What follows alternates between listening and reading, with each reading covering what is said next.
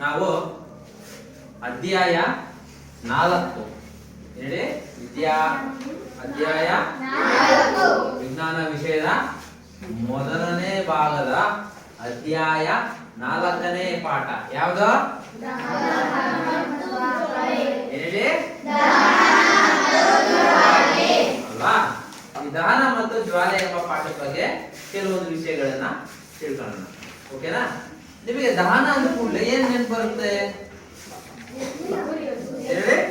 ಬೆಂಕಿ ಜ್ಞಾಪಕ ಬರುತ್ತೆ ಅಥವಾ ಉರಿಯೋದು ಜ್ಞಾಪಕ ಬರುತ್ತೆ. ಹಂಗಾರೆ ನಿಮಗೆ ದಹನ ಅನ್ನೋ ವಿಷಯದ ಬಗ್ಗೆ ಅಥವಾ ದಹನ ಅನ್ನೋ ಪದದ ಬಗ್ಗೆ ಪರಿಕಲ್ಪನೆ ಇದೆ ನಿಮಗೆ ಅಲ್ವಾ? ಓಕೆ, ಈ ಒಂದು ಪಾಠದಲ್ಲಿ ನಾವು ಇವತ್ತಿನ ದಿವಸ ಈ 3 ಕಲಿಕಾಂಶಗಳನ್ನ ಕಲಿತಾ ಇದೀವಿ. ಪಾಠ ಮುಗಿದ ನಂತರ ಈ 3 ವಿಷಯಗಳನ್ನ ನೀವು ಚೆನ್ನಾಗಿ ತಿಳ್ಕೊಂತೀರಾ. ಮೊದಲನೇ ಅಂಶ ಏನು? ದಹನ ಎಂದರೇನು? ದಹನ ಅಂದರೇನು? ನಾವು ದಹನಕ್ಕೆ ನಾವು ಇಂಗ್ಲಿಷಲ್ಲಿ ಏನಂತ ಕರಿತೀವಿ? ಕಂಬಷನ್. ಎಂತ ಕರಿತೀವಿ? ದಹನ ಕ್ರಿಯೆಗೆ ಕಂಬಷನ್ ಅಂತ ಕರಿತೀವಿ. ಎರಡನೇದು ದಹ್ಯ ವಸ್ತು ಅಥವಾ ಇಂಧನ ಎಂದರೆ ಏನು ಅಂತ ತಿಳ್ಕೊಂತೀವಿ. ಮೂರನೇ ಅಂಶ ದಹನ ಕ್ರಿಯೆಗೆ ಅವಶ್ಯಕತೆ ಇರುವಂತಹ ಅಂಶಗಳು ಯಾವ್ಯಾವುದು ಅನ್ನೋ ಒಂದು ಪರಿಕಲ್ಪನೆ ಬಗ್ಗೆ ಇವತ್ತಿನ ದಿವಸ ಕಲ್ತ್ಕೊಂತೀವಿ ಅಲ್ವಾ? ಓಕೆ, ಈ ಬೆಂಕಿ ಅನ್ನೋ ಪದ ಇವತ್ತು ಎಲ್ರಿಗೂ ಗೊತ್ತಿರೋಂಥದ್ದು ಅಲ್ವಾ? ಯಾರಿಗಾರು ಬೆಂಕಿ ಅಂದ್ರೆ ಗೊತ್ತಿಲ್ಲ ಸರ್ ಹೆಂಗಿರ್ತಾರೆ ನನಗೆ ಗೊತ್ತಿಲ್ಲ ಅಂದ್ರೆ ಯಾರಾದ್ರೂ ಇದೀರಾ ಇಲ್ಲಿ? ಎಲ್ರಿಗೂ ಬೆಂಕಿ ಅಂದ್ರೆ ಏನಂತ ಗೊತ್ತು, ಕರೆಕ್ಟಾ?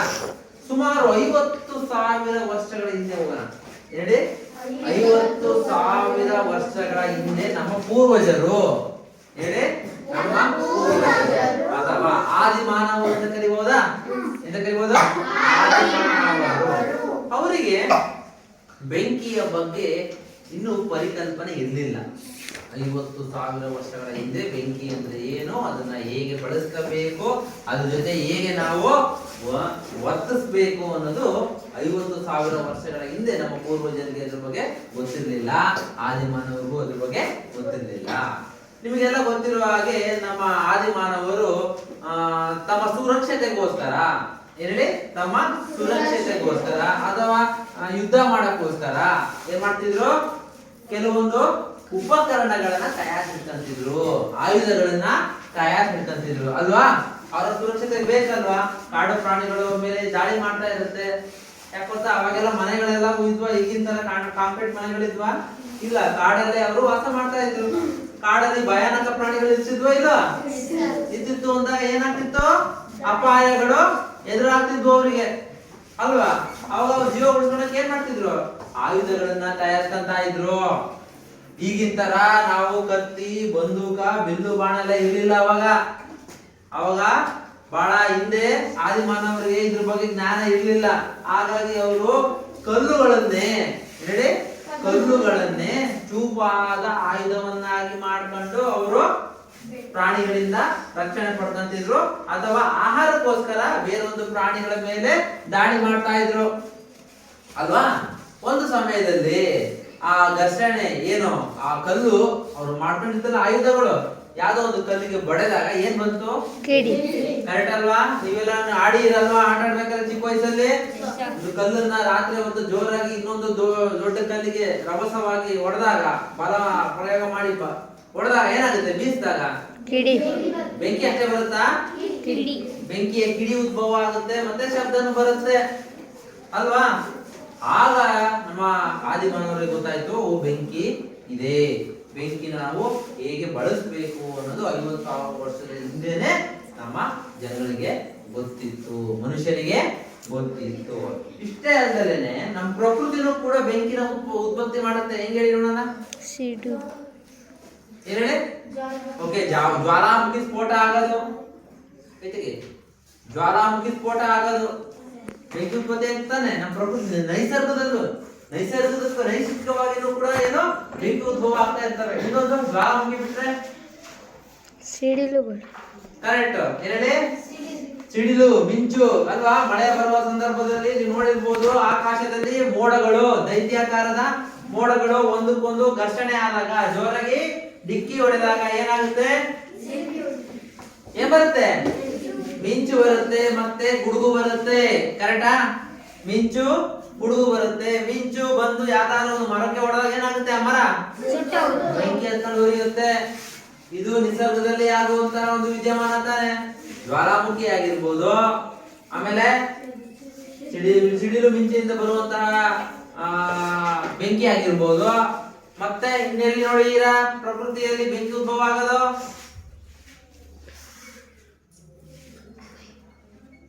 ಕಾಡ್ಗಿಚ್ಚು ಕೇಳಿದೀರಾ? ಕಾಡ್ಗಿಚ್ಚು ಕಾಡಲ್ಲಿ ತನ್ನಿಚ್ಚಿಗೆ ತಾನೇ ಬೆಂಕಿ ಎತ್ಕೊಳ್ಳುತ್ತೆ ಬೇಸಿಗೆ ಕಾಲದಲ್ಲಿ. ಕೇಳಿಲ್ವಾ? ಬೇಸಿಗೆ ಕಾಲದಲ್ಲಿ ಮರಗಳೆಲ್ಲ ಒಣಗಿರುತ್ತೆ, ರಂಬೆ ರಂಬೆ ಒಂದಕ್ಕೊಂದು ಗಾಳಿಯ ರಭಸಕ್ಕೆ ಉಜ್ಜಿ ಉಜ್ಜಿ ಏನಾಗುತ್ತೆ? ಬೆಂಕಿ ಉದ್ಭವ ಆಗುತ್ತೆ. ಹಂಗೆ ತಾನೇ ಕಾಡ್ಗಿಚ್ಚು ಉತ್ಪತ್ತಿ ಆಗೋದು. ಕರೆಕ್ಟಾ? ಇವೆಲ್ಲವೂ ಪ್ರಕೃತಿಯಿಂದಲೇ ಬೆಂಕಿಯನ್ನ ಸೃಷ್ಟಿ ಮಾಡುವಂತಹ ಕೆಲವು ಉದಾಹರಣೆಗಳು. ಗೊತ್ತಿರಾ? ಈ ತರ ಬೆಂಕಿ ಅನ್ನೋದು ಈಗಿನ ಪರಿಕಲ್ಪನೆ ಅಲ್ಲ, ಈಗಿನ ವಿಷಯ ಅಲ್ಲ. ಸುಮಾರು ವರ್ಷಗಳ ಹಿಂದೆ ಪ್ರಕೃತಿಯಲ್ಲಿ ಪ್ರಕೃತಿ ಯಾವಾಗ ಹುಟ್ಟಿತು ಅವಾಗಿಂದ ಈ ಸನ್ನಿವೇಶಗಳು ನಡೀತಾನೆ ಇದಾವೆ ಅಲ್ವಾ? ಅದು ತಿಳ್ಕೊಳ್ಳೋಕೆ ಮನುಷ್ಯನಿಗೆ 50,000 ವರ್ಷಗಳ ಹಿಂದೆ ನಮ್ಮ ಆದಿಮಾನವರು 2 ದೈತ್ಯಾಕಾರದ ಬಂಡೆಗಳು ಅಥವಾ ಕಲ್ಲುಗಳು ಘರ್ಷಣೆ ಆದಾಗ ಏನ್ ಉದ್ಭವ ಆಗುತ್ತೆ ಅಂತ ಗೊತ್ತಾಯ್ತು? ಬೆಂಕಿ ಉದ್ಭವ ಅಂತ ಗೊತ್ತಾಯ್ತು. ಆ ಬೆಂಕಿಯಿಂದ ಅವನು ಏನ್ ಕಲ್ತ್ಕೊಂಡ? ಚಳಿ ಆದ್ರೆ ಬೆಚ್ಚಗೆ ಮಾಡೋದ್ ಕಲ್ತ್ಕೊಂಡ, ಆಹಾರವನ್ನ ಬೇಯಿಸೋದ್ ಕಲ್ತ್ಕೊಂಡ ಪ್ರಾಣಿಗಳಿಂದ. ಕರೆಕ್ಟಾ? ಕ್ರೂರವಾದ ಪ್ರಾಣಿಗಳೆಲ್ಲ ಬೆಂಕಿ ಹಾಕ್ಬಿಟ್ರೆ ಮುಳುಗಳು ಹತ್ತು ಬರ್ತಾವ, ಎದ್ಕೊಂಡು ಅವು ಕೂಡ ದೂರ ಆಗ್ತವೆ. ಈ ತರ ಒಂದು ಸಣ್ಣ ಕಥೆ ಇವೆಲ್ಲ ಅಲ್ವಾ? ನಮ್ಮ ಪ್ರಕೃತಿಯಲ್ಲಿ ನಮ್ಮ ಪೂರ್ವಜರು ಯಾವ ರೀತಿ ಬೆಂಕಿಯನ್ನು ಉಪಯೋಗಿಸ್ಕೊಂತ ಇದ್ರು ಅನ್ನೋದು ಕೆಲವು ವಿಷಯ ತಿಳ್ಕೊಂಡ್ರೆ. ಇವತ್ತಿನ ದಿವಸ ನಾವು ಯಾವತ್ತಾರು ಇವತ್ತು ಒಂದ್ ದಿವಸ ನಾವು ಬೆಂಕಿ ಇಲ್ಲದೆ ನಾವು ಇರಕ್ಕಾಗುತ್ತಾ? ನಮ್ಮ ನಿತ್ಯ ಜೀವನದಲ್ಲಿ ಅದು ಪ್ರಮುಖವಾದ ಭಾಗ ಆಗಿದೆ ಈಗ ಅಲ್ವಾ? ಎದ್ಕೂಡ್ಲೆ ಏನ್ ಮಾಡ್ತೀವಿ? ನಿಮ್ಮ ದಿನನಿತ್ಯ ಚಟುವಟಿಕೆಯಲ್ಲಿ ನೀವು ಎದ್ಕೂಡ್ಲೆ ಏನ್ ಮಾಡ್ತೀರಿ ಹೇಳ್ರಿ ನೋಡೋಣ? ಬೆಂಕಿ ಕಾಯಿಸಬೇಕು. ಎದ್ಕೂಡ್ಲೆ ಏನ್ ಮಾಡ್ತೀರಾ? ಬ್ರಷ್ ಮಾಡ್ತೀರಾ? ಹೇಳ್ರಿ. ಕಾಫಿ ಕುಡಿಯೋದಾಗಿರ್ಬೋದು, ಬ್ರಷ್ ಮಾಡೋದಾಗಿರ್ಬೋದು, ಸ್ನಾನ ಮಾಡೋದಾಗಿರ್ಬೋದು, ಬಟ್ಟೆ ಐರನ್ ಮಾಡ್ಕೊಂಡು ಹಾಕೊಂಡು ಸ್ಕೂಲಿಗೆ ಹಾಕೊಂಡ್ ಬರೋದಾಗಿರ್ಬೋದು. ಎಷ್ಟೋ ಚಟುವಟಿಕೆಗಳಲ್ಲಿ ಬೆಂಕಿ ಅನ್ನೋದು ಪ್ರಮುಖವಾದಂತಹ ಪಾತ್ರ ವಹಿಸುತ್ತೆ. ಬೆಂಕಿ ಇದ್ದರೆ ನಾವು ಜೀವನ ನಾವು ಊಹೆ ಮಾಡ್ಕೊಳಕ್ಕಾಗುತ್ತಾ? ಆಗಲ್ಲ. ಅದೊಂದು ಅವಿಭಾಜ್ಯ ಅಂಗವಾಗಿದೆ. ಬೆಂಕಿ ಇಲ್ಲದೆ ನಮಗೆ ಇರೋಕೆ ಆಗೋದೇ ಇಲ್ಲ ಅನ್ನೋ ಒಂದು ಸನ್ನಿವೇಶ. ನಿಮಗೆಲ್ಲ ಅರ್ಥ ಆಯ್ತಾ? ಗೊತ್ತಾಯ್ತಾ? ಇರಕ್ಕಾಗುತ್ತಾ ಯಾರಾದ್ರೂ ಬೆಂಕಿ ಇಲ್ದಲೆ? ಓಕೆ. ಹಾಗಾದ್ರೆ ನಾವು ಇಷ್ಟೊಂದೆಲ್ಲ ಅವಲಂಬನೆ ಆಗಿದ್ದೀವಿ. ಯಾರ ಮೇಲೆ? ಬೆಂಕಿಯ ಮೇಲೆ ಅವಲಂಬನೆ ಆಗಿದ್ದೀವಿ. ಈಗ ಉದಾಹರಣೆಗೆ ಈ ಬೆಂಕಿಗೆ ಸಂಬಂಧಪಟ್ಟಂಗೆ ನಾವು ಹಿಂದೆ ಯಾವ ಯಾವ ವಸ್ತುವನ್ನ ಬಳಕೆ ಮಾಡ್ತಾ ಇದ್ವಿ ಬೆಂಕಿಯ ಉದ್ದೇಶಕ್ಕಾಗಿ? ಅಥವಾ ದಹನ ಕ್ರಿಯೆಯ ಉದ್ದೇಶಕ್ಕಾಗಿ ಯಾವ ಯಾವ ವಸ್ತುಗಳನ್ನ ನಾವು ಬಳಕೆ ಮಾಡ್ಕೊಂತ ಇದೀವಿ? ಯಾವ್ದು? ಬೆಂಕಿ ಪೊಟ್ನ, ಲೈಟರ್ ಅಲ್ವಾ? ಆಮೇಲೆ ಕಲ್ಲಿದ್ದಲುಗಳು, ಆಮೇಲೆ ಸೀಮೆ ಎಣ್ಣೆ, ಇವೆಲ್ಲ ಇಂಧನಗಳು ಅಲ್ವಾ? ಸೀಮೆ ಎಣ್ಣೆ, ಆಮೇಲೆ ಪೆಟ್ರೋಲು, ಡೀಸೆಲ್, ಆಮೇಲೆ ಆಮೇಲೆ ಸಗಣಿ. ಕರೆಕ್ಟಾ? ಸಗಣಿ ಅಂತ ಕರೆಯಲ್ಲ, ಬೆರಣಿ ಅಂತ ಕರಿತೀವಿ. ನಾವು ಹಿಂದಿನ ಕಾಲದಲ್ಲಿ ನಮ್ಮ ಪೂರ್ವಜರು ಸಗಣಿಯನ್ನ ಗೋಡೆಗೆ ಒಂದು ರೊಟ್ಟಿಯ ರೀತಿ ತಟ್ಟರು. ನೆನಪಿರ್ಬೇಕು ನಿಮ್ಗೆ, ನೋಡಿರ್ತೀರ. ಅದನ್ನ ಚೆನ್ನಾಗಿ ಒಣಗಿಸಿ ಅದನ್ನ ಬೆರಣಿ ಅಂತ ಕರಿತಾ ಇದ್ರು. ಅದನ್ನ ಒಲೆಗಳಿಗೆ ಹಾಕಿದ್ರೆ ಏನಾಗ್ತಿತ್ತು? ದಹನ ಕ್ರಿಯೆ ನಡೀತಾ ಇತ್ತು. ಅದರಿಂದ ಉಷ್ಣ ಬಿಡುಗಡೆ ಆಗ್ತಾ ಇತ್ತು ಅಲ್ವಾ? ಆಹಾರ ಬೇಯಿಸ್ಕೊಳಕ್ಕೆ ಬಳಕೆ ಮಾಡ್ಕೊಂತಿದ್ವು. ಸ್ನಾನ ಮಾಡಕ್ಕೆ, ನೀರ್ ಕಾಯಿಸಕ್ಕೆ ಬಳಕೆ ಮಾಡ್ಕೊಂತಿದ್ವು. ಅದು ಕೂಡ ಒಂದು ಇಂಧನ ಅಂತಾನೆ. ಇಂಧನ ಇದ್ರೆ ತಾನೇ ದಹನ ಕ್ರಿಯೆ ನಡೆಯೋದು. ಸುಮ್ಮನೆ ನಡೆಯುತ್ತಾ? ಸುಮ್ಮನೆ ಬೆಂಕಿ ಕಟ್ಟಿ ಇಟ್ಬಿಟ್ಟು ಹತ್ಕೊಂಬತ್ತಾ? ಅದು ಇಲ್ಲ. ಇಂಧನ ಬೇಕೇ ಬೇಕು ಅಲ್ವಾ? ನೆಕ್ಸ್ಟ್ ಡೀಸೆಲ್, ಮತ್ತೆ CNG. ಮೊನ್ನೆ ಪೆಟ್ರೋಲಿಯಂ ಇದರಲ್ಲಿ ಪಾಠದಲ್ಲಿ ಕಲ್ತ್ಕೊಂಡಿದ್ವಿ. ಕಲ್ಲಿದ್ದಲು ಒಂದು ಪೆಟ್ರೋಲಿಯಂ ಪಾಠದಲ್ಲಿ CNG ಬಗ್ಗೆ ತಿಳ್ಕೊಂಡಿದ್ರೆ. ಏನ್ CNG ಅಂದ್ರೆ? ಕಡಿಮೆ ಪ್ರಮಾಣ, ಅತ್ಯಂತ ಕಡಿಮೆ ಮಾಲಿನ್ಯದಲ್ಲಿ ಉರಿಯುವಂತಹ ಒಂದು ಇಂಧನ. ಒಪ್ಕೊಂಡ್ರ? ಆಮೇಲೆ LPG ಬಗ್ಗೆ ಕಲ್ತ್ಕೊಂಡಿದ್ರೆ. ಇವೆಲ್ಲವೂ ಕೂಡ ಮನುಷ್ಯ ಇವತ್ತು ದಿನನಿತ್ಯ ಜೀವನದಲ್ಲಿ ಬಳಕೆ ಮಾಡುವಂತಹ ಪ್ರಮುಖ ಇಂಧನಗಳಾಗಿದ್ದಾವೆ. ಆ ಇಂಧನಗಳಿದ್ರೆ ಏನಾಗುತ್ತೆ? ದಹನ ಕ್ರಿಯೆ ನಡೆಯುವಂತದ್ದು. ಈಗ ಉದಾಹರಣೆಗೆ ದಹನ ಕ್ರಿಯೆ ಅಂದ್ರೆ ನಾವು ಒಂದು ಸಣ್ಣ ಪ್ರಯೋಗದ ಮೂಲಕ ನೋಡೋಣ. ದಹನ ಕ್ರಿಯೆ ಎಂದರೇನು ಅನ್ನೋದು ಒಂದು ಸಣ್ಣ ಪ್ರಯೋಗದ ಮೂಲಕ ನೋಡ್ಕೊಳ್ಳೋಣ. ನಾನು ಈ ಪ್ರಯೋಗಕ್ಕೆ ಸ್ಪಿರಿಟ್ ಲ್ಯಾಂಪ್ ನ ಬಳಕೆ ಮಾಡ್ಕೊಂತ ಇದ್ದೀನಿ. ಏನೇನಿದು ಸ್ಪಿರಿಟ್ ಲ್ಯಾಂಪ್. ಇದ್ರೊಳಗೆ ನಾನು ಒಂದು ಇಂಧನ ಹಾಕಿದೀನಿ. ಆ ಇಂಧನದ ಹೆಸರು ಸ್ಪಿರಿಟ್. ಎಂತ ಕರೀತಾರೆ? ಇಂಧನಕ್ಕೆ ಸ್ಪಿರಿಟ್ ಅಂತ ಕರೀತಾರೆ. ಓಕೆನಾ? ಆಸ್ಪತ್ರೆಗಳಲ್ಲಿ ಇಂಜೆಕ್ಷನ್ ಕೊಡಕ್ಕಿಂತ ಮುಂಚೆ ಹತ್ತಿಗೆ ಕಾಟನ್ಗೆ ಮಿಕ್ಸ್ ಮಾಡ್ಕೊಂಡು ಸೊಂಟಕ್ಕೆ ಉಜ್ಕೊಂಡು ಕೊಡ್ತಾರೆ ನೋಡ್ರಿ, ಅದು ಸ್ಪಿರಿಟ್ ಅಂತ ಕರೀತಾರೆ. ಸೀಮೆ ಎಣ್ಣೆನ ಬಳಸಲ್ಲ ನಾವು. ಯಾಕೆ ಬಳಸಲ್ಲ ಅಂತಂದ್ರೆ ಸೀಮೆ ಎಣ್ಣೆನ ಬಳಸಿದ್ರೆ ಅದು ಹೊಗೆ ಆಗುತ್ತೆ. ಬಟ್ ಇದ್ರಲ್ಲಿ ಯಾವುದೇ ರೀತಿ ಹೊಗೆ ಉತ್ಪತ್ತಿ ಆಗೋದಿಲ್ಲ. ಹಾಗಾಗಿ ನಾವೇನ್ ಬಳಸ್ತೀವಿ? ಸ್ಪಿರಿಟ್ ನ ಬಳಕೆ ಮಾಡ್ಕೊಂಡಿದೀವಿ. ಇನ್ನೇನು ಬೆಂಕಿ ಪಟ್ಟ ಯಾಕೆ ಬಳಸ್ತೀವಿ ಗೊತ್ತಾಯ್ತು ನಿಮಗೆ? ಏನಕ್ಕೆ? ಬೆಂಕಿಯನ್ನ ದಹನ ಕ್ರಿಯೆಗೆ ಒಳಪಡಿಸಕ್ಕೆ. ಇದನ್ನ ಟಾಂಗ್ ಅಂತ ಕರಿತೀವಿ. ಇದನ್ನ ಮೆಗ್ನೀಷಿಯಂ ಅಂತ ಕರಿತೀವಿ. ಇದನ್ನ ಮೆಗ್ನೀಷಿಯಂ ತಂತಿ. ಇದು ಒಂದು ಲೋಹ. ಇದೊಂದು ಲೋಹ. ಈ ಮೆಗ್ನೀಷಿಯಂ ತಂತಿಯನ್ನ ಇಟ್ಕೊಳ್ಳೋಕೋಸ್ಕರ ನಾವು ಇಕ್ಲ ಅಂತ ಕರಿತೀವಲ್ಲ, ಇದನ್ನ ನಾವು ವಿಜ್ಞಾನದಲ್ಲಿ ಟಾಂಗ್ ಅಂತ ಕರಿತೀವಿ. ಕತ್ರಿ ರೀತಿ ಕಾಣ್ತೀವಿ ನೋಡ್ರಿ, ಟಾಂಗ್ ಅಂತ ಕರಿತೀವಿ. ಬಿಸಿ ಆಗಿರೋದನ್ನ ಕೈಯ ಮುಟ್ಟಕ್ಕಾಗುತ್ತಾ? ಆಗಲ್ಲ. ಹಾಗಾಗಿ ಇದರ ಸಹಾಯದಿಂದ ನಾವೇನ್ ಮಾಡ್ಬೋದು? ಹಿಂಗೆ ಹಿಡ್ಕೋಬಹುದು. ಏನ್ ಮಾಡ್ಕೋಬಹುದು? ಹಿಡ್ಕೋಬಹುದು. ಓಕೆನಾ? ಓಕೆ. ಈಗ ದಹನ ಕ್ರಿಯೆ ಆಗುತ್ತಾ ಇದು? ಎಲ್ಲರಿಗೂ ಗೊತ್ತು. ಉದಾಹರಣೆಗೆ ನಾನು ಪೇಪರ್ ತಗೊಂಡಿದ್ದೀನಿ, ಇದಕ್ಕೆ ನಾನು ಬೆಂಕಿ ಕಡ್ಡಿಯನ್ನು ಗೀರ್ತೀನಿ, ಏನಾಗುತ್ತಿದೋ ದಹನ ಕ್ರಿಯೆಗೆ ಒಳಪಡುತ್ತೆ ಅಲ್ವಾ? ಅದೇ ರೀತಿ ಈ ಒಂದು ಲೋಹ, ಯಾವ ಲೋಹ ನಾನು ಹೇಳಿದ್ದು? ಮೆಗ್ನೀಷಿಯಂ ಲೋಹ. ನಾವು ರಾಸಾಯನಿಕವಾಗಿ ಮೆಗ್ನೀಷಿಯಂ ನ Mg ಅಂತ ಕರಿತೀವಿ. ರಾಸಾಯನಿಕ ಸಂಕೇತ ಯಾವ್ದು? ಮೆಗ್ನೀಷಿಯಂದು Mg. ಈಗ ಏನ್ ಮಾಡ್ತಾ ಇದ್ದೀನಿ? ದಹನ ಕ್ರಿಯೆಗೆ ಒಳಪಡಿಸ್ತಾ ಇದ್ದೀನಿ. ಏನ್ ಮಾಡ್ತೀನಿ ಹೇಳಿ? ದಹನ ಕ್ರಿಯೆಗೆ ಒಳಪಡಿಸ್ತಾ ಇದ್ದೀನಿ. ಏನಾಗುತ್ತೆ ಗಮನಿಸ್ಬೇಕು ನೀವು ನೀಟಾಗಿ.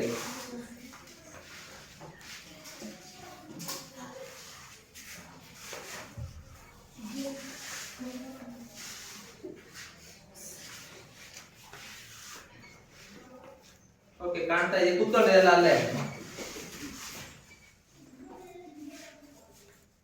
ಈ ಮೆಗ್ನೀಷಿಯಂ ತಂತಿ ದಹನ ಕ್ರಿಯೆಗೆ ಒಳಪಡ್ತಾ ಇದೆ. ಕಾಣ್ತಾ ಇದೆಯಾ? ಏನೇನ್ ಬಂತು ಅಂತ ಹೇಳ್ಬೇಕಿದ್ರದ್ದು. ಬೆಳಕು, ಆಮೇಲೆ ಓಕೆ ಹೊಗೆ, ಆಮೇಲೆ ಉತ್ಪನ್ನ ಬಂತು. ಕೆಳಗೆ ಬಿತ್ತು ನೋಡಿದ್ರಾ? ಓಕೆ.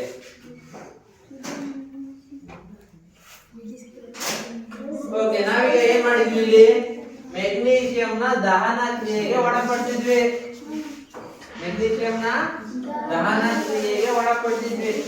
ದಹನ ಕ್ರಿಯೆಗೆ ಒಳಪಡಿಸಿದಾಗ ಏನೇನ್ ಬಂತು? ಹೊಗೆ ಉತ್ಪತ್ತಿ ಆಯ್ತು. ಎರಡೇ ಬೆಳಕು ಉತ್ಪತ್ತಿ ಆಯ್ತು. ಆಮೇಲೆ ಮಿಂಚಲ್ಲ, ಅದು ಬೆಳಕು, ಕ್ಷಿಪ್ರವಾದ ಬೆಳಕು ಅಂತ ಕರಿತೀವಿ. ನಾವು ಮೊಂಬತ್ತಿ ಹಚ್ಚಿದಾಗ ಏನ್ ಬರುತ್ತೆ? ಅವಾಗ್ಲೂ ಬೆಳಕು ಬರುತ್ತೆ. ಆದ್ರೆ ಆ ಒಂದು ಜ್ವಾಲೆ ಏನಾಗಿರುತ್ತೆ? ಹಳದಿ ಬಣ್ಣನ ಹೊಂದಿರುತ್ತೆ. ಇದು ಹಳದಿ ಬಣ್ಣ ಹೊಂದಿತ್ತಾ? ಬಿಳಿ, ಸ್ವಚ್ಛ ಬಿಳಿ ಬಣ್ಣವನ್ನ ಹೊಂದಿತ್ತು. ಆಮೇಲೆ ಏನೇ ಸಿಕ್ತು? ಉಷ್ಣ ಶಕ್ತಿ ಬಂತು. ಕರೆಕ್ಟಾ? ಹೊಗೆ ಉತ್ಪತ್ತಿ ಆಯ್ತು. ಕೆಳಗೆ ಬೂದಿ ಬಿತ್ತು ತಾನೆ? ಆ ಬೂದಿಗೆ ನಾವು ಎಂತ ಕರಿತೀವಿ? ಮೆಗ್ನೀಷಿಯಂ ಆಕ್ಸೈಡ್ ಅಂತ ಕರೀತಾರೆ. ಎಂತ ಕರೀತಾರೆ? ಬೂದಿ ಅಂತ ಕರಿಬಾರ್ದು. ದಹನ ಕ್ರಿಯೆ ಒಳಪಟ್ಟಾಗ ಉಳಿಯುವಂತಹ ಶೇಷಕ್ಕೆ ನಾವು ಎಂತ ಕರಿತೀವಿ ರಾಸಾಯನಿಕವಾಗಿ? Magnesium oxide. ಇದನ್ನ ಒಂದು ರಾಸಾಯನಿಕ ಸಮೀಕರಣದಲ್ಲಿ ಬರೆಯೋಣ. ಯಾವ ರೂಪದಲ್ಲಿ ಬರೆಯೋಣ? ರಾಸಾಯನಿಕ ರೂಪದಲ್ಲಿ Mg ಪ್ಲಸ್ O2. O2 ಅಂದ್ರೆ ಏನು? O2 ಅಂದ್ರೆ ಆಕ್ಸಿಜನ್, Mg ಅಂದ್ರೆ ಮೆಗ್ನೀಷಿಯಂ. ಇವೆರಡು ರಾಸಾಯನಿಕವಾಗಿ ವರ್ತಿಸಿ ಏನ್ ಸಿಕ್ತು? Magnesium oxide. ಈ ಬೂದಿ ಉಳಿತಾರ ಕೊನೆ ಬಿತ್ತಲ್ಲ, ಅದೇ ಅಂತ ಕರಿತೀವಿ ನಾವು ಮೆಗ್ನೀಷಿಯಂ ಆಕ್ಸೈಡ್. ಅರ್ಥ ಆಯ್ತಾ? ಇದನ್ನೇ ನಾವು ಕಲ್ಲಿದ್ದಲನ್ನ ದಹನ ಕ್ರಿಯೆಗೆ ಒಳಪಡಿಸೋಣ. ಏನೇಳಿ? ಕಲ್ಲಿದ್ದಲು.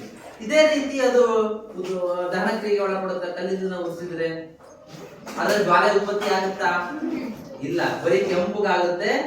ಉಷ್ಣ ಶಕ್ತಿ ಬಿಡುಗಡೆ ಮಾಡುತ್ತೆ ಹೊರತು ಇದ್ರ ರೀತಿ ಏನು ಉತ್ಪತ್ತಿ ಮಾಡಲ್ಲ, ಬೇಡ. ಜ್ವಾಲೆಯನ್ನ ಉತ್ಪತ್ತಿ ಮಾಡಲ್ಲ. ಉತ್ಪತ್ತಿನ ಜ್ವಾಲೆ ಅಂದ್ರೆ ಏನ್ ಗೊತ್ತಾ? ಕ್ಯಾಂಡಲ್ ಬರುತ್ತಲ್ಲ ಅದು ಜ್ವಾಲೆ. ಈ ಮೆಗ್ನೀಷಿಯಂ ದಹನ ಕ್ರಿಯೆಗೆ ಒಳಪಡಿಸಿದ್ವಲ್ಲ ಅದು ಜ್ವಾಲೆ. ಕಲ್ಲಿದ್ರೆ ಇಟ್ರೆ ಅದು ತಗದಂತ ನಮ್ಗೆ ಜ್ವಾಲೆ ಬರುತ್ತಲ್ಲದೆ ಕೆಂಪುಗಾಗುತ್ತೆ ಅಷ್ಟೇನೆ. ಅದು ಏನಾಗುತ್ತೆ? ಕೆಂಪುಗಾಗಿ ಉಷ್ಣ ಬಿಡುಗಡೆ ಮಾಡುತ್ತೆ. ಏನ್ ಬಿಡುಗಡೆ ಮಾಡುತ್ತೆ? ಉಷ್ಣ ಬಿಡುತ್ತೆ. ಹೊಗೆಯ ರೂಪದಲ್ಲಿ ಕಾರ್ಬನ್ ಡೈಆಕ್ಸೈಡ್ ಬಿಡುಗಡೆ ಮಾಡುತ್ತೆ. ಜ್ವಾಲೆ ಬರುತ್ತಾ? ಇಲ್ಲ. ಅರ್ಥ ಆಗ್ತಿದ್ಯಾ? ಈ ಎರಡು ವ್ಯತ್ಯಾಸಗಳನ್ನ ನೀವೇನ್ ಮಾಡ್ಬೇಕು? ಇಲ್ಲಿ ನೆನಪಿನಲ್ಲಿ ಇಟ್ಕೋಬೇಕು. ಈಗ ನಾವೇನ್ ಮಾಡಿದ್ವಿ? ಮೆಗ್ನೀಷಿಯಂ ತಂತಿಯನ್ನ ದಹನ ಕ್ರಿಯೆಗೆ ಒಳಪಡಿಸಿದಾಗ ಏನಾಯ್ತು ಅನ್ನೋದನ್ನ ನೀವು ಸೂಕ್ಷ್ಮವಾಗಿ ಗಮನಿಸ್ಕೊಂಡ್ರಿ. ಓಕೆನಾ?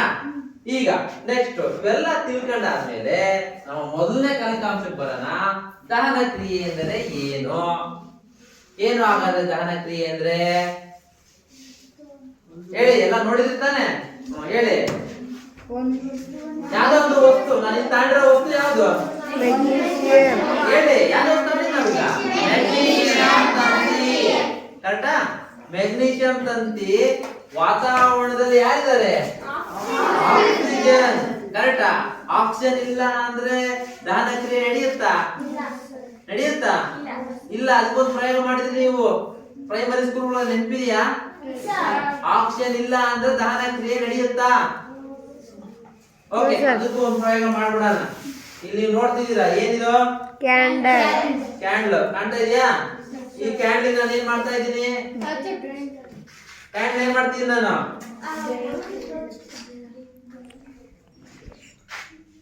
ಏನ್ ಮಾಡ್ತಿದ್ದೀನಿ? ದಹನ ಕ್ರಿಯೆಗೆ ಒಳಪಡಿಸಿದ್ದೀನಿ. ಚೆನ್ನಾಗಿ ಉರಿತಾ ಇದೆಯಾ? ಇಲ್ಲಿ ಇಂಧನ ಯಾರು? ಇಂಧನ ಯಾರು? ಕ್ಯಾಂಡಲ್ ಇಂಧನ. ದಹಿಯ ವಸ್ತು ಅಂದ್ರೆ ಯಾವುದು ದಹನ ಕ್ರಿಯೆಗೆ ಒಳಪಡುತ್ತೋ ಅದು ದಹಿಯ ವಸ್ತು. ಇಲ್ಲಿ ಯಾರು ಇಂಧನ? ಅವೆಲ್ಲ ನಾನು ತಾಂಡಿದ್ನಲ್ಲ, ಚಟುವಟಿಕೆ ಮಾಡಿ ತೋರಿಸಿದ್ನಲ್ಲ, ಅದ್ರಲ್ಲಿ ಯಾರು ಇಂಧನ? ತಂತಿ. ಕರೆಕ್ಟಾ? ಈಗ ಏನಾಗ್ತಾ ಇದೆ? ಇದು ದಹನ ಕ್ರಿಯೆಗೆ ಒಳಪಟ್ಟಿದೆ ಅನ್ಬೇಕು. ಕರೆಕ್ಟಾ? ಈಗ ಏನ್ ಮಾಡ್ತೀನಿ? ಏನ್ ಮಾಡ್ತಾ ಇದ್ದೀನಿ? ಅದನ್ನ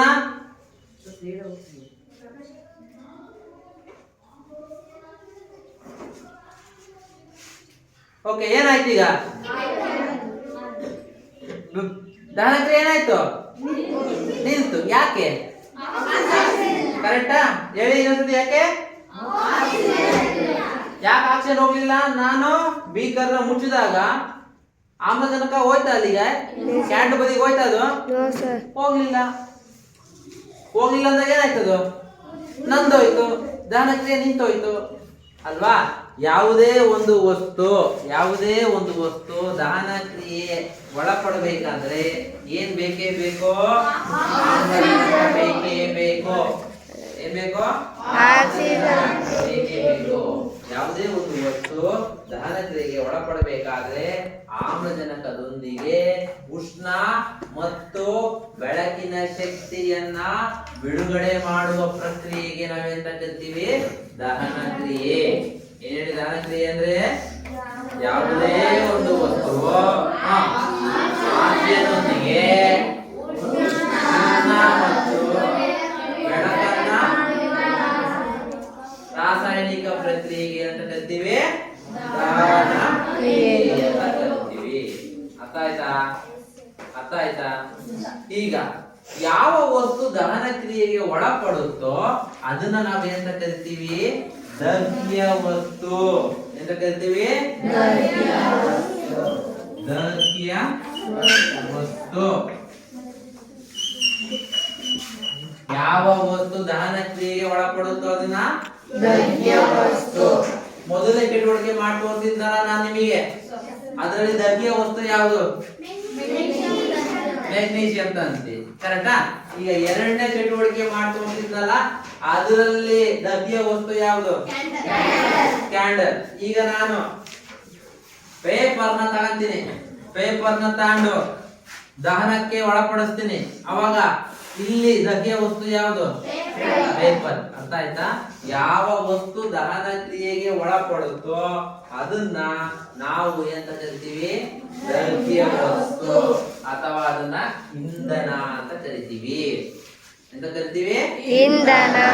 ಈಗ ಬೈಕ್ ಇರುತ್ತೆ, ಬೈಕ್ ನಾನು ಚಲಿಸ್ಬೇಕಪ್ಪ ಅಂತಂದ್ರೆ ಇಂಧನ ಯಾರು? ಪೆಟ್ರೋಲ್. ಕರೆಕ್ಟಾ? ಪೆಟ್ರೋಲ್ ಇಂಜಿನ್ ಒಳಗೆ ಏನಾಗುತ್ತೆ? ದಹನ ಕ್ರಿಯೆಗೆ ಒಳಪಡುತ್ತೆ. ಇಂಜಿನ್ ಒಳಗೆ ಏನಾಗುತ್ತೆ? ಪೆಟ್ರೋಲ್ ಸುಮ್ಮನೆ ಹೋಗಿರುತ್ತಾ? ದಹನ ಕ್ರಿಯೆಗೆ ಒಳಪಡುತ್ತೆ. ದಹನ ಕ್ರಿಯೆಗೆ ಒಳಪಟ್ಟು ಚಲನಾ ಶಕ್ತಿ ಬಿಡುಗಡೆಯಾಗಿ ನಾವು ಮುಂದಕ್ಕೆ ಹೋಗ್ತೀವಿ. ಅರ್ಥ ಆಗ್ತಿದ್ಯಾ? ಕಾರುಗಳಲ್ಲಿ ಡೀಸೆಲ್ಗಳು, ಭಾರಿ ವಾಹನಗಳಲ್ಲಿ ಏನಾಗ್ತೀವಿ? ಇಂಧನವಾಗಿ ಡೀಸೆಲ್, ಪೆಟ್ರೋಲ್. ಅಲ್ಲೇನಾಗುತ್ತೆ? ಡೀಸೆಲ್ ದಹನ ಕ್ರಿಯೆಗೆ ಒಳಪಡುತ್ತೆ. ಕರೆಕ್ಟಾ? ಸ್ಟಾರ್ಟ್ ಮಾಡಿದ ಕೂಡಲೇ ಏನಾಗುತ್ತೆ? ವಾಹನ ದಹನ ಕ್ರಿಯೆಗೆ ಒಳಪಡುತ್ತೆ. ದಹನ ಕ್ರಿಯೆಗೆ ಒಳಪಟ್ಟಾಗ ವಾಹನ ಮುಂದಕ್ಕೆ ಹೋಗುತ್ತೆ. ಇಂಜಿನ್ ಮುಟ್ ನೋಡಿದ್ರೆ ಗೊತ್ತಾಗುತ್ತೆ ನಿಮಗೆ. ಏನಾಗಿರ್ತದೆ? ತಣ್ಣಗಿರುತ್ತಾ? ಬಿಸಿಯಾಗಿರುತ್ತೆ. ಯಾಕೆ ಬಿಸಿ ಆಗ್ತಾ ಇದೆ? ಒಳಗೆ ಏನ್ ನಡೀತಾ ಇದೆ? ದಹನ ಕ್ರಿಯೆ ನಡೀತಾ ಇದೆ. ಕರೆಕ್ಟಾ? ಅಂದ್ರೆ ಪೆಟ್ರೋಲ್ ಡೀಸೆಲ್ ಇದಕ್ಕೆ ವಾಹನಗಳು ಮುಂದಕ್ಕೆ ಹೋಗ್ತಿರೋದು. ಅರ್ಥ ಆಗ್ತಿದ್ಯಾ? ಈಗ ಉದಾಹರಣೆಗೆ ನಾವು ಮನುಷ್ಯರು, ನಮಿಗೂ ಬದುಕಕ್ಕೆ ಇಂಧನ ಬೇಕಾ ಬೇಡವಾ? ಯಾರು ಅಂತ ನಮಗೆ ಇಂಧನ? Very good. ಯಾರು? ಕರೆಕ್ಟಾ? ನಾವು ಇಂಧನದ ರೂಪದಲ್ಲಿ ಏನನ್ನ ಸೇವನೆ ಮಾಡ್ತೀವಿ? ಪೆಟ್ರೋಲ್ ಕುಡಿತೀವ ನಾವು? ಇಲ್ಲ ಅಲ್ವಾ? ವಾಹನಗಳಿಗೆ ಪೆಟ್ರೋಲ್ ಬೇಕು, ಸಿಮೆಂಟ್ ಬೇಕು, ಅಥವಾ ಡೀಸೆಲ್ ಬೇಕು, CNG ಬೇಕು. ನಮಗೆ ಇಂಧನ ಅಂದ್ರೆ ಯಾರು? ನಿಮ್ಮ ಮೊಬೈಲ್ಗಳಿಗೆ ಇಂಧನ ಅಂದ್ರೆ ಯಾರು?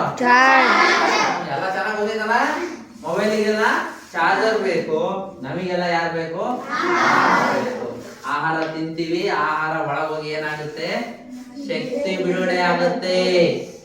ಶಕ್ತಿ ಬಿಡುಗಡೆ ಆಗಬೇಕು ಅಂದ್ರೆ ಏನ್ ಬೇಕು? ದಹನ ಕ್ರಿಯೆ ನಡಿಬೇಕು ಅಂದ್ರೆ ಏನ್ ಬೇಕು? ದಹನ ಕ್ರಿಯೆ ನಡಿಬೇಕು ಅಂದ್ರೆ ಏನ್ ಬೇಕು? ನಾವು ತಿಂದಿರುವಂತಹ ಆಹಾರ ಜೀರ್ಣ ಆಗಿ ಶಕ್ತಿ ಬಿಡುಗಡೆ ಆಗಬೇಕು ಅಂದ್ರೆ ಏನ್ ಬೇಕು? ಆಕ್ಸಿಜನ್. ಅದಕ್ಕೋಸ್ಕರ ನಾವು ಉಸಿರಾಡೋದು.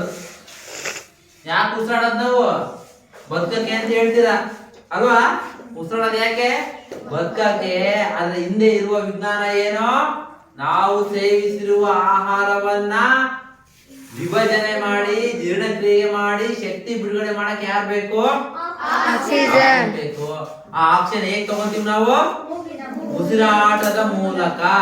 ಏನ್ ಹೇಳಿ? ಉಸಿರಾಟದ ಮೂಲಕ. ನಾವು ಉಸಿರಾಡ್ತೀವಲ್ಲ, ಯಾರು ಹೋಗ್ತಾರೆ ಒಳಗೆ?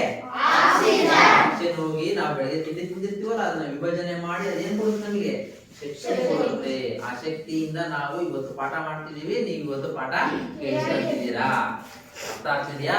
ನಾವು ಲವಲವಿಕೆಯಿಂದ ಇರ್ಬೇಕಂದ್ರೆ ನಮಗೆ ಶಕ್ತಿಯ ಅವಶ್ಯಕತೆ ಇದೆ. ಆ ಶಕ್ತಿಗೆ ನಮಗೆ ಆಹಾರ ಮತ್ತು ಆಮ್ಲಜನಕದಿಂದ ಸಿಗುತ್ತೆ. ಕರೆಕ್ಟಾ?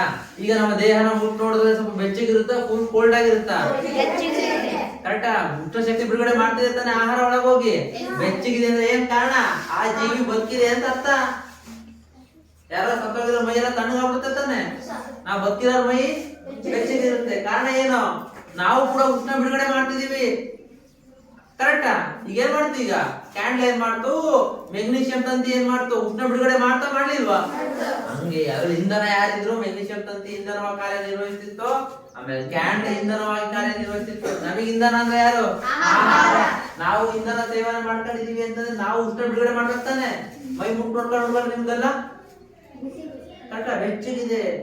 ಒಬ್ಬ ಆರೋಗ್ಯವಂತ ವ್ಯಕ್ತಿಯ ಸಾಮಾನ್ಯ ದೇಹದ ತಾಪಮಾನ ಅಂತ ಇರುತ್ತೆ. ತಿಳ್ಕೊಂಡ್ ಬರ್ತೀರಾ ಎಷ್ಟು ಅಂತ ಗೊತ್ತಾ? ಓಕೆನಾ? ತಿಳ್ಕೊಂಬನ್ನಿ, ನಾಳೆ ಕೇಳಿ. ಆಯ್ತಾ? ಓಕೆ. ಈಗ ದಹನ ಕ್ರಿಯೆಗೆ ಯಾರು ಬೇಕು ಅಂತ ಗೊತ್ತಾಯ್ತು. ನಿಮಗೆ ಯಾರು ಬೇಕೇ ಬೇಕು ಅಂತ ಗೊತ್ತಾಯ್ತು? ಇಂಧನ ಬೇಕು, ಆಕ್ಸಿಜನ್ ಬೇಕು ಅಂತ ಗೊತ್ತಾಯ್ತು. ಈಗ ಎರಡನೇ ಪರಿಕಲ್ಪನೆಗೆ ಹೋಗೋಣ. ದಹ್ಯ ವಸ್ತು ಅಂದ್ರೆ ಏನು ಅಥವಾ ಇಂಧನ ಅಂದ್ರೆ ಏನು ನಿಮ್ಗೆ ಗೊತ್ತಾಗೋಗಿದೆ. ಇಂಧನದ ಪರಿಚಯ ಆಗೋಯ್ತು. ಯಾವ ವಸ್ತು ದಹನ ಕ್ರಿಯೆಗೆ ಒಳಪಡುತ್ತೋ ಅದನ್ನ ನಾವೆಂತ ಕರಿತೀವಿ? ದಹ್ಯ ವಸ್ತು. ಈ ನಾನಿಲ್ಲಿ ಒಂದು 4 ವಸ್ತುಗಳನ್ನ ತೋರಿಸ್ತೀನಿ. ಕಾಣ್ತಾ ಇದೆಯಾ? ಏನಿದು? Glass rod. ಇದು ಏನಿದು? ಓಕೆನಾ? ಇದೇನಿದು? ಹೇಳಿ ಪೇಪರ್. ದಿಲೀಪ ನೋಡ್ತಿದ್ಯಾ? ಏನಿದು? Glass rod, paper. ಆಮೇಲೆ ನಾನು ನಿಮಗೆ ಇನ್ನೊಂದು ವಸ್ತು ತಗೊಂತೀನಿ. ಈ ವಸ್ತು ಏನಿದು? ಕಡ್ಡಿ, ಒಣಗಿರುವಂತಹ ಕಡ್ಡಿನ ತಗೊಂಡಿದ್ದೀನಿ. ಆಮೇಲೆ ಎಷ್ಟಾಯ್ತು? 3 ಐಟಮ್ ಆಯ್ತು. ಅದಾದ್ಮೇಲೆ ಕಾಟನ್ ತಗೊಂತೀನಿ. ಏನ್ ಹೇಳಿದ್ದು? ಅದು 4 ವಸ್ತುಗಳನ್ನ ತಗೊಂಡಿದ್ದೀನಿ. ಈ 4 ವಸ್ತುಗಳನ್ನ ದಹ್ಯ ವಸ್ತು, ಅದಹ್ಯ ವಸ್ತು ಯಾವುದು ಅಂತ ಮಾಡಕ್ಕಾಗತ್ತಾ? ಈಗ ಒಂದು ಚಟುವಟಿಕೆ ಮೂಲಕ ನೋಡೋಣ. ಎಲ್ಲ ಮಾಡಿ ತೋರಿಸ್ಬಿಡೋಣ. ಓಕೆ,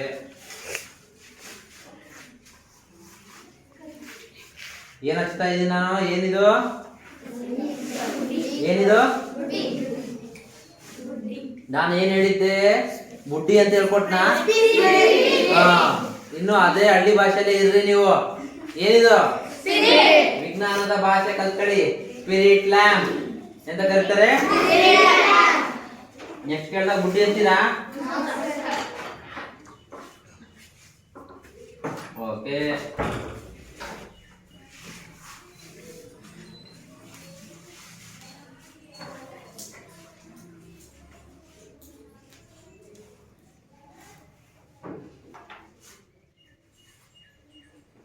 ಈಗ ಫಸ್ಟಿಗೆ ನಾನು ಏನ್ ಮಾಡ್ತೀನಿ? ಏನಾಗ್ತಿದೆ? ಇದು ಸುಟ್ಟೋಗ್ತಿದೆ ಅಂತ ಹೇಳ್ತಾರ? ದಹನ ಕ್ರಿಯೆಗೆ ಒಳಪಡ್ತು. ಈ ಪೇಪರ್ನ ಯಾವ ಲಿಸ್ಟಿಗೆ ಹಾಕ್ತೀರಾ?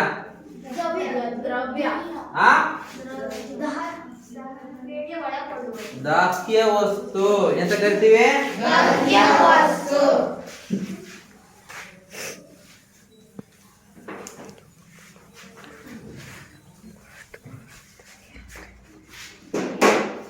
ಓಕೆ, ಯಾರು? ದಹ್ಯ ವಸ್ತು.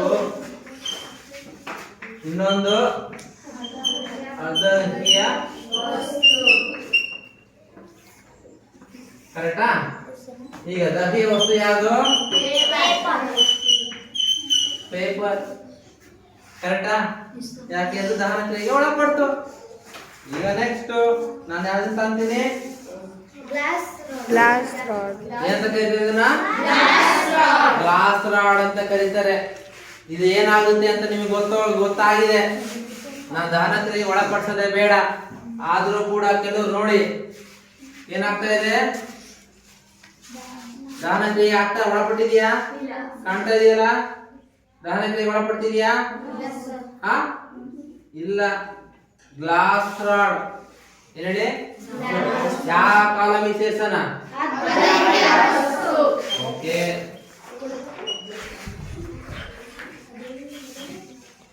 ಗ್ಲಾಸ್ ರಾಡ್ ಇದು ವಿಜ್ಞಾನದಲ್ಲಿ ಬಳಸುವಂತಹ ಒಂದು ವಸ್ತು. ನೆಕ್ಸ್ಟ್ ಈಗ ಇನ್ನೊಂದು ವಸ್ತು ತಗೊಳ್ಳೋಣ. ಯಾವುದು? ಓಕೆ, ಇದೇನಾಗ್ತಾ ಇದೆ ಹೇಳಿ? ಆಗ್ತಾ ಇದೆಯಾ? ಯಾರ ಸಹಾಯದಿಂದ ದಹನ ಆಗ್ತಾ ಇದೆ? ಆಕ್ಸಿಜನ್. ಎಲ್ಲಿದೆ ಆಕ್ಸಿಜನ್? ವಾತಾವರಣದಲ್ಲಿ ಇರುವಂತಹ ಆಕ್ಸಿಜನ್ ಬಳಕೆ ಮಾಡ್ಕೊಂಡು ಏನಾಗ್ತಿದೆ? ದಹನ ಕ್ರಿಯೆಗೆ ಒಳಪಡ್ತಿದೆ. ಇಲ್ಲಿ ದಹ್ಯ ವಸ್ತು ಯಾವುದು? ಗಟ್ಟಿ. ಕರೆಕ್ಟಾ? ಯಾವ್ದು ಸೇರ್ಸನ? Okay,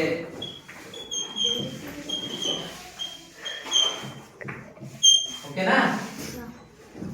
next ಇನ್ಯಾವ್ದಿದೆ? ಕಾಟನ್ ಹೋಗೋಕ್ಕಿಂತ ಮುಂಚೆ ಇದನ್ನ ತಗೋಣ. ಏನಿದು? ಮೊಳೆ. ಏನಿದು? ಇದಾಗುತ್ತಾ? ಉರಿಯುತ್ತ? ದಹನ ಕ್ರಿಯೆ ಒಳಪಡುತ್ತಾ? No sir.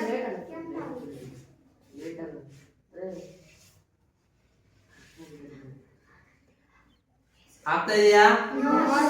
ಓಕೆ, ಇದನ್ನ ಯಾವ ಗುಂಪಿಗೆ ಸೇರ್ಸೋಣ? ಯಾವ ವಸ್ತು?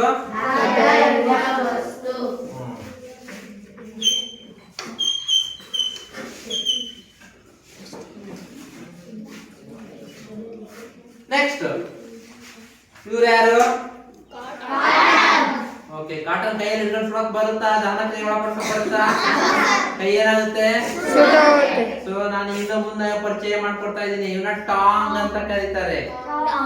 ಎಂತ ಕರೀತಾರೆ? ನೋಡೋಣ. ಓಕೆ, ಏನಾಗುತ್ತೆ ಗೊತ್ತಿದೆ ನಿಮಗೆ? ಏನಾಗ್ತಾ ಇದೆ? ಏನಾಗ್ತಾ ಇದೆ? ದಹನ ಕ್ರಿಯೆಗೆ ಒಳಪಡ್ತಾ ಇದೆ. ಕರೆಕ್ಟಾ? ಇದನ್ನ ಯಾವ್ದು ಸೇರಿಸ್ತೀರಾ? ದ್ರವ್ಯ ವಸ್ತು. ದಹ್ಯ.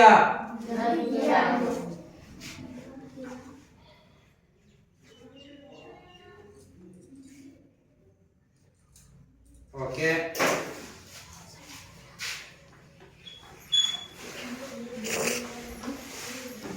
ಓಕೆ ಸಾಕು. 4 ನಿಮ್ಗೆ ಗೊತ್ತಾಗಿದೆ. ಈ ತರ ನಿಮಗೆ ಇನ್ನು ಯಾವ ಯಾವ ವಸ್ತು ಗೊತ್ತು ಹೇಳಿ? ಯಾವ ಯಾವ ವಸ್ತುಗಳನ್ನ ಗೊತ್ತು ಅವನ್ನ ದಹ್ಯ ವಸ್ತು ಅದಹ್ಯ ವಸ್ತು ಅಂತ ನಾವು ವಿಂಗಡಣೆ ಮಾಡ್ಬೋದಾ? ಈ ತರ ಮಾಡ್ತಾ ಹೋದ್ರೆ ಚಟುವಟಿಕೆ ಮುಂದುವರಿತಾ ಹೋಗುತ್ತೆ. ಅರ್ಥ ಆಯ್ತಾ? ಈಗ ನಿಮಗೆ ಕಲ್ತ್ಕೊಂಡಿರುವಂತ ಅಂಶಗಳು ಏನೇನೋ? ಯಾವ್ಯಾವ ಅಂಶಗಳು ಕಲ್ತ್ಕೊಂಡ್ರೆ? ಆಮೇಲೆ ದಹನ ಕ್ರಿಯೆ ಎಂದರೆ ಏನು ತಿಳ್ಕೊಂಡ್ರೆ, ದಹನ ಕ್ರಿಯೆಗೆ ಅವಶ್ಯಕವಾಗಿ ಬೇಕಾಗಿರುವಂತಹ ವಸ್ತುಗಳು ಯಾವ್ದ್ಯಾವ್ದು ಅಂತ ನೋಡ್ಕೊಂಡ್ರಿ ಅಲ್ವಾ? ಆಮೇಲೆ ದಹ್ಯ ವಸ್ತು ಮತ್ತೆ ಅದಹ್ಯ ವಸ್ತುನ ವಿಂಗಡಣೆ ಮಾಡಿದ್ವಿ. ಓಕೆನಾ? ಈಗ ನಿಮಗೆ ಇಷ್ಟು ಕಲಿಕಾಂಶಗಳನ್ನ ಕಲ್ತ್ಕೊಂಡ್ರಿ. ಇದನ್ನ ನಮ್ಮ ನಿತ್ಯ ಜೀವನದಲ್ಲಿ ಹೇಗ್ ಬಳಕೆ ಮಾಡ್ಕೊಳ್ಳೋದು? ಇದನ್ನ ನಮ್ಮ ನಿತ್ಯ ಜೀವನದಲ್ಲಿ ಹೇಗ್ ಬಳಕೆ ಮಾಡ್ಕೊಳ್ಳೋದು? ದಹನ ಕ್ರಿಯೆಗೆ ಒಳಪಡಿಸಬೇಕಾದ್ರೆ ಯಾವಾಗಲೂ ಏನ್ ಬೇಕು? ಆಮ್ಲಜನಕ ಬೇಕು, ಮತ್ತೆ ಇಂಧನ ಅಥವಾ ದಹ್ಯ ವಸ್ತು ಬೇಕು. ಅದರ ಜೊತೆಗೆ ನೀವೊಂದು ಸನ್ನಿವೇಶಗಳನ್ನ ನೋಡಿರ್ತೀರ, ಟಿವಿಗಳಲ್ಲಿ ಮಾಧ್ಯಮಗಳಲ್ಲಿ ನೋಡಿರ್ತೀರ. ಯಾವುದೋ ಒಬ್ಬ ವ್ಯಕ್ತಿಗೆ ಬೆಂಕಿಯ ಅವಘಡಗಳು ಸಂಭವಿಸಿರುತ್ತೆ ಅಥವಾ ಬೆಂಕಿ ಹತ್ಕೊಂಡಿರುತ್ತೆ ಅಂತ ಅನ್ಕೋಣ. ನಮ್ಮ ಮೈಗೆ ಏನಾಗಿರುತ್ತೆ? ಬೆಂಕಿ ಹತ್ಕೊಂಡಿರುತ್ತೆ. ಅವಾಗ ಆ ಸಂದರ್ಭದಲ್ಲಿ ಯಾರೋ ಒಬ್ರು ಬಂದು ಒಂದು ಬೆಡ್ಶೀಟ್ ಮುಚ್ಚುತ್ತಾರೆ, ಕಂಬಳಿಯನ್ನ ಮುಚ್ಚುತ್ತಾರೆ. ನೋಡಿದ್ದೀರಾ, ಕೇಳಿದ್ದೀರಾ? ಟಿವಿಗಳಲ್ಲಿ ನೋಡಿರ್ತೀರ. ಕರೆಕ್ಟಾ? ನಿಮ್ಗೆಲ್ಲ ಗೊತ್ತಿದೆ ಬೆಂಕಿ ಅನ್ನೋದು ಹುಷಾರಾಗಿರ್ಬೇಕು. ಕರೆಕ್ಟಾ? ಯಾಕೆ ಅವತ್ತಕ್ಕೆ ಹೋದ್ರು ಬೆಂಕಿ ಮತ್ತೆ ನೀರಿನ ಜೊತೆ ಸರ್ಸ ಆಡಕ್ ಹೋಗ್ಬಾರ್ದು ಅಂತ ಹೇಳ್ತಿರ್ತಾರೆ ನಿಮ್ ಮನೇಲಿ. ಕೇಳಿರಾ? ಚಿಕ್ಕ ಹುಡುಗರು ಇದ್ದಾಗ ನಾವು ಕೂಡ ಬೆಂಕಿ ಸುಟ್ಟಿಸ್ಕೊಂಡು ಆ ಸುಟ್ರೆ ಹೆಂಗಾಗುತ್ತೆ ಅಂತ ಅನುಭವ ತಗೊಂಡು ಅದ್ ಕಂಡು ದೂರವಾಗಿರ್ತೀವಿ. ಕರೆಕ್ಟಾ? ಹುಟ್ಟಿದ ಮಗುಗೆ ಗೊತ್ತಾಗ್ಬಿಡುತ್ತ ಬೆಂಕಿ ಅಂದ್ರೆ ಏನು ಅಂತ. ಅದ್ ಭಯ ಪಡೋದು ಯಾವಾಗಾರು ಮುಟ್ಟಿಸ್ಕೊಂಡಾಗ, ಯಾವಾಗಾರು ಕೈಯ ಸುಟ್ಕೊಂಡಾಗ ಅದ್ ಕಂಡ್ರೆ ಭಯ ಮೂಡುತ್ತೆ ಅಲ್ವಾ? ಯಾವ್ದೋ ಒಂದು ವ್ಯಕ್ತಿಗೆ ಬೆಂಕಿ ಬಿದ್ದಾಗ ಅವನಿಗೆ ಕಂಬಳಿ ಬಂದು ಮುಚ್ಚುತ್ತೀವಿ. ಯಾಕೆ ಮುಚ್ಚುತ್ತೀವಿ? ಕರೆಕ್ಟಾ? ಅಲ್ಲಿ ದಹನ ಕ್ರಿಯೆ ನಡೀತಾ ಇರುತ್ತೆ. ಮೈಗೆ ಹತ್ಕೊಂಡು, ಮೈ ಮೇಲೆ ಬಟ್ಟೆಗೆ ಹತ್ಕೊಂಡು, ಚರ್ಮಕ್ಕೆ ಹತ್ಕೊಂಡು ದಹನ ಕ್ರಿಯೆ ನಡೀತಿರುತ್ತೆ. ಕರೆಕ್ಟಾ? ಅದನ್ನ ಹೆಂಗಾರು ಮಾಡಿ ನಾವು ಆ ಬೆಂಕಿಯನ್ನ ದಹನ ಕ್ರಿಯೆನ ನಂದಿಸ್ಬೇಕಪ್ಪ ಅಂದ್ರೆ ಏನ್ ಮಾಡ್ಬೇಕು? ಆಮ್ಲಜನಕದ ಸರಬರಾಜನೆ ಏನ್ ಮಾಡ್ಬೇಕು? ನಾವು ನಿಲ್ಲಿಸ್ಬೇಕು. ಸಡನ್ ಆಗಿ ಹೋಗಿ ನಾವು ಬೆಡ್ಶೀಟ್ ಮುಚ್ಚಿಬಿಟ್ರೆ ವಾತಾವರಣದಲ್ಲಿರುವಂತ ಆಮ್ಲಜನಕ ಹೋಗುತ್ತಾ ಬೆಡ್ಶೀಟ್ ಒಳಗೆ? ಕಡಿಮೆ ಪ್ರಮಾಣದಲ್ಲಿ ಹೋಗುತ್ತೆ. ಅವಾಗ ಬೆಂಕಿ ಏನಾಗುತ್ತೆ? ನಂದೋಗುತ್ತೆ. ಆಗ ಆ ವ್ಯಕ್ತಿ ಬದುಕುಳಿಯುವ ಸಾಧ್ಯತೆಗಳು ಇರ್ತವೆ. ಆಯ್ತಾ? ನಾವೇನೇ ಒಂದು ಕಲ್ತಿರುವ ವಿಜ್ಞಾನದಲ್ಲಿ ಅದನ್ನ ನಮ್ಮ ದಿನನಿತ್ಯ ಜೀವನದಲ್ಲಿ ಹೇಗೆ ಅಳವಡಿಸ್ಕೋಬೇಕು ಅದನ್ನ ಕಲ್ತ್ಕೊಂಡ್ರೆ ಮಾತ್ರ ಈ ಪಾಠಗಳು ಸಾರ್ಥಕತೆನ ಪಡಿತವೆ. ಅರ್ಥ ಆಗ್ತಿದ್ಯಾ? ನಾವೊಬ್ಬರೇ ಅಲ್ಲ, ಇಡೀ ಪ್ರಪಂಚನೇ ಏನ್ ಮಾಡ್ತಾ ಇದೆ ಈಗ? ವಿಜ್ಞಾನನ ಅನ್ವಯ ಮಾಡ್ಕೊಳ್ಳೋದು ಹೇಗೆ ಅಂತ ಕಲಿತಾ ಇದೆ. ನಿಮ್ಗದು ಈ ವಯಸ್ಸಿಂದನೇ ಬರ್ಬೇಕು. ಅರ್ಥ ಆಯ್ತಾ? ಇಷ್ಟು ನಾಳೆ ಬರ್ತಾ ಓದ್ಕೊಂಡು ಬರ್ಬೇಕು. ಇದ್ರ ಬಗ್ಗೆ ಏನಾದ್ರು ಡೌಟ್ ಇದ್ರೆ ಕೇಳ್ಬೋದು. ಓಕೆನಾ?